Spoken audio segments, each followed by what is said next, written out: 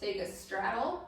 If you're going to your left side with both feet pointing forward, you're gonna shift your hips, allow this foot to roll off its outer edge to unload the non-working side, and then bring your hips all the way over so that your foot, your knee, and your hip socket are in line, as well as your breastbone, so it's all a pillar. You're gonna hold here. From the side,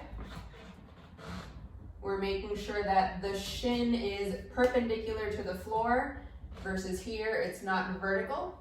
And that's for the reason we want the hip to move backwards in space.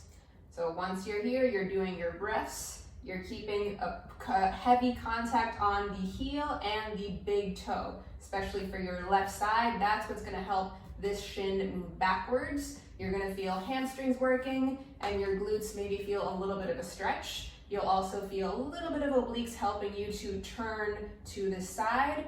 You can either reach downwards or put your same side hand on your hip. As for the foot pressure for the left foot, this is what we're looking at.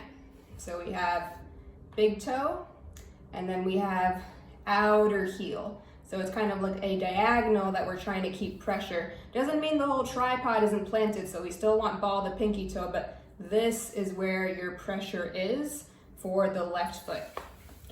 For the right foot, it's the opposite diagonal. So you're going from the inner heel all the way to the ball of the pinky toe. Still keeping some pressure here, but this is where you're driving into the floor. So when you do your right leg, same thing. You still have to unload the non-working leg, so allow that foot to roll. And we're coming into a stacked position, hip, knee, and foot in line, breastbone as well. From the side, you're just gonna allow the knee to stay a little bit forward, versus when you're on the left side, we were back here.